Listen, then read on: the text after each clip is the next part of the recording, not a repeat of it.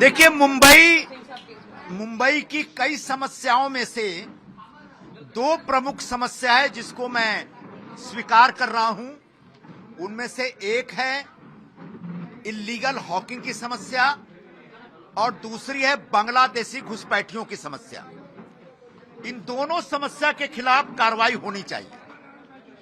पिछले 2 महीने से बांग्लादेशी हॉकर्स को उखाड़ने, भगाने या उनके खिलाफ कार्रवाई करने के लिए जो एक्शन हो रहा है, उस एक्शन में हमने पाया यह है कि बांग्लादेशियों के नाम पर मुंबई के जो लीगल हॉकर्स हैं, उनके खिलाफ कार्रवाई हो रही है।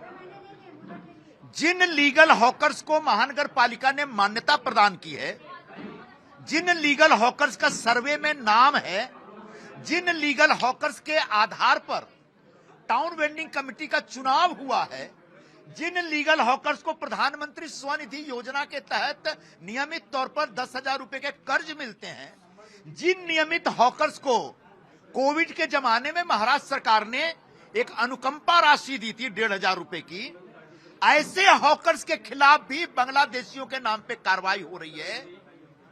मैं पलट करके मुंबई पुलिस से पूछना चाहूंगा कि पिछले 2 महीने में जो आपने इल्लीगल हॉकिंग के खिलाफ कार्रवाई के नाम पर जो एक्शन लिया, उसमें कितने बांग्लादेशियों के खिलाफ आपने कार्रवाई की, उनकी संख्या बताइए। कौन कौन से बांग्लादेशी थे, उनके नाम बताइए, और ऐसे बांग्लादेशियों के फोटो बताइए। इनके फोटो आप अपने सोशल मीडिया पे लोड कर दीजिए ताकि हमें पता चले कि हमारे पड़ोस में यह बांग्लादेशी रहता था। सच यह है कि बांग्लादेशियों के नाम पर लीगल मान्यता प्राप्त हॉकर्स के खिलाफ कार्रवाई हो रही है, जो कि बहुत बड़ा अन्याय है। कल या परसों 2 दिन पहले मुंबई हाई कोर्ट ने इसी आशय का आदेश दिया है, जो एक बहुत ही ऐतिहासिक फैसला है। उस फैसले में मुंबई हाई कोर्ट ने पुलिस से और महानगर पालिका से दोनों से सवाल करते हुए आदेश दिया है कि अगर किसी बांग्लादेशी के खिलाफ कार्रवाई करनी है तो पहले उसको वेरीफाई करिए, फिर उसको डिपोर्ट करने की जो प्रक्रिया, उसमें उसको डिपोर्ट करने का काम करिए। दूसरा आदेश दिया है कि जो मुंबई महानगर पालिका ने लगभग 1,30,000 फेरी वालों को लीगल माना है, जो उनके सर्वे में पाए गए हैं 2014 में, उनको लीगलाइज करिए, उनको लाइसेंसेस दीजिए, उनके बैठने का इंतजाम करिए। उनके बीच से जो टाउन वेंडिंग कमेटी का इलेक्शन हुआ था 2024 में, उस इलेक्शन के रिजल्ट अनाउंस करिए ताकि टाउन वेंडिंग कमेटी आने वाले दिनों में पूरे मुंबई में हॉकिंग के धंधे को रेगुलराइज कर सके। तो मुंबई हाईकोर्ट के आदेश के हिसाब से महानगर पालिका को तत्काल फेरी वालों के खिलाफ कोई भी कार्रवाई करने का अधिकार नहीं। अब मैं फेरी वाला बोल रहा हूं तो मेरा कहने का आशय है जो लीगल फेरी वाले, जो इलीगल फेरी वाले हैं, आप बिल्कुल एक्शन लीजिए।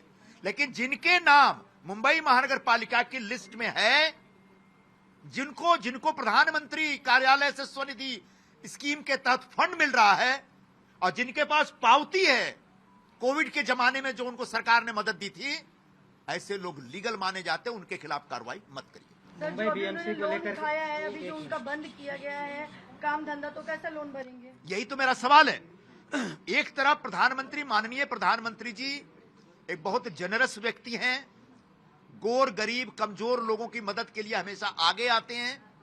उन्होंने एक योजना बनाई और पूरे देश के फेरी वालों को 10,000 रुपए का कर्ज देने का उन्हें एक प्लान बनाया। इनको कर्ज मिल रहा है।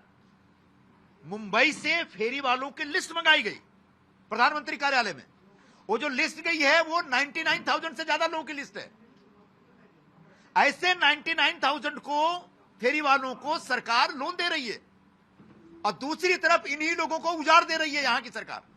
तो अब वो लोन कैसे रिपे करेंगे जब उनका धंधा ही खत्म हो जाएगा? तो ये एक बहुत बड़े सवाल है। इन सवालों का जवाब महानगर पालिका, पुलिस और सरकार में बैठे लोगों को देना पड़ेगा। निरुपम जी, बीएमसी में और सरकार में आपके सहयोगी पार्टी के ही लोग बैठे हुए हैं, क्या उनसे आप मिलेंगे इस मुद्दे को लेकर के?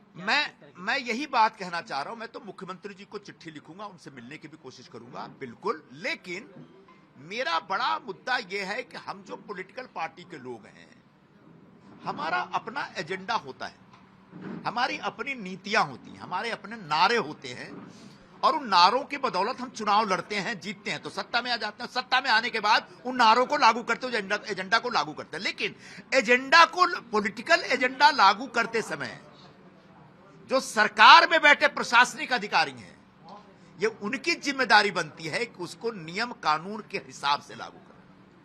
वो ये एजेंडा कानून के अंदर बैठ रहा है कि नहीं बैठ रहा, अगर इस एजेंडा को लागू करना है तो किस तरीके से लागू करना है, ये सरकार में बैठे अधिकारियों का काम है। मसलन बांग्लादेशी घुसपैठियों को यहां से मार मार के भगाओ, ये मैं भी चाहता हूं, लेकिन क्या यह संभव है इस तरीके से?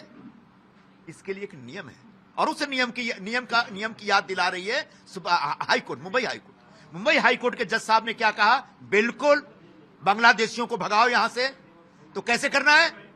पहले उनको वेरीफाई करिए, उनकी जांच करिए, और जांच करने के बाद उनको डिपोर्ट करने की प्रक्रिया के तहत उनके देश वापस भेजिए। आज क्या हो रहा है, बगैर जांच कहीं बुलडोजर लेके पहुंच जा रहे हैं, और जो वैध नागरिक है, इस देश का जो नागरिक है, उसके खिलाफ कार्रवाई कर रहे हैं। यह गलत हो रहा है।